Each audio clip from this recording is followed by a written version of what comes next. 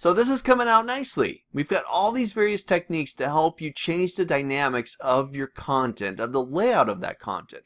You got margins, you got page breaks, you got columns, you got section breaks, and you can use columns and section breaks together to create even more dynamic layouts in your document.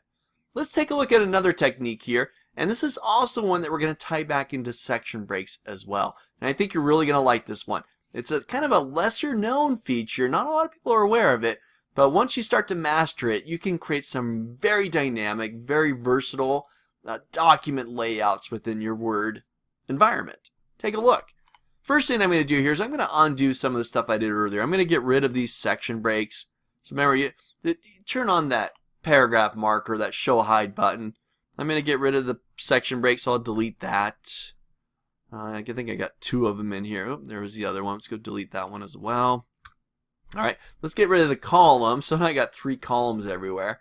I'm going to go back up to page layout, columns, and I'll go back to 1 column. Alright, there we go.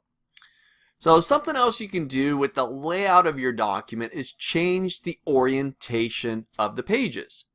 Default, you have a portrait sheet of paper. If I zoom out here, I'll control key and use my middle mouse wheel.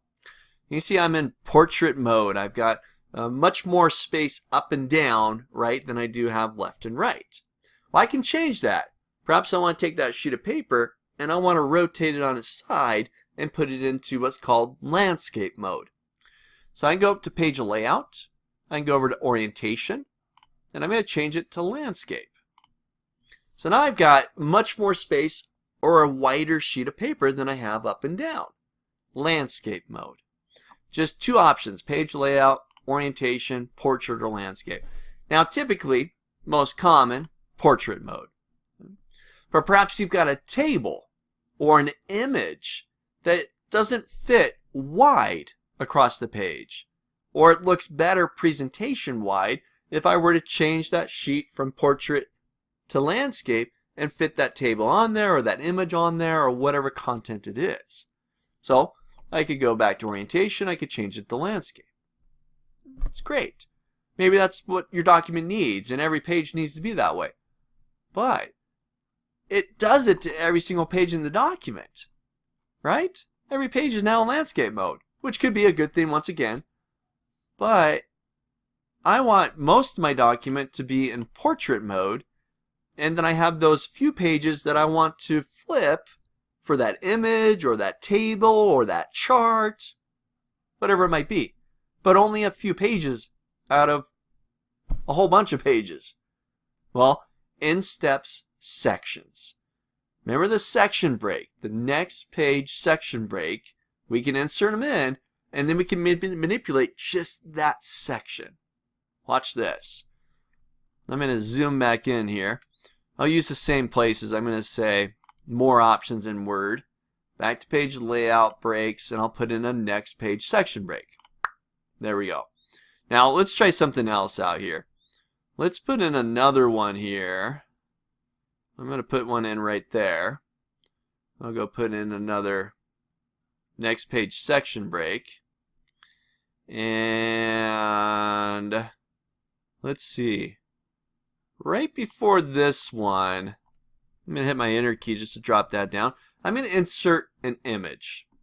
So I'm going to go to insert. I'm going to do an online picture.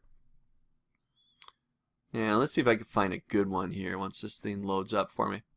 So I'll go search for, I'm going to type in map.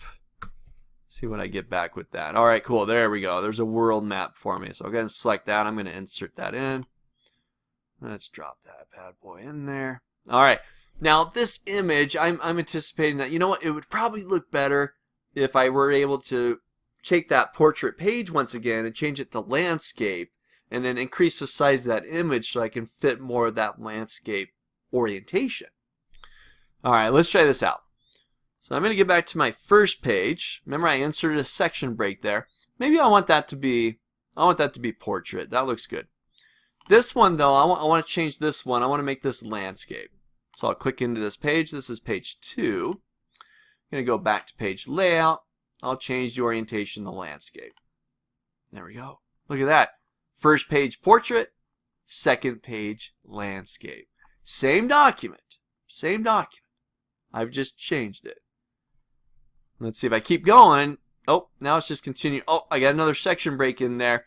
So I've got the second and third page in landscape mode, but then I've got this one here in portrait mode.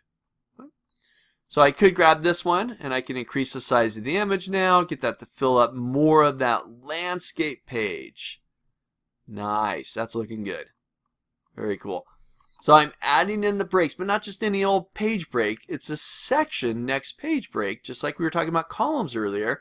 But now I'm able to manipulate the orientation and have both portrait and landscape in the same document.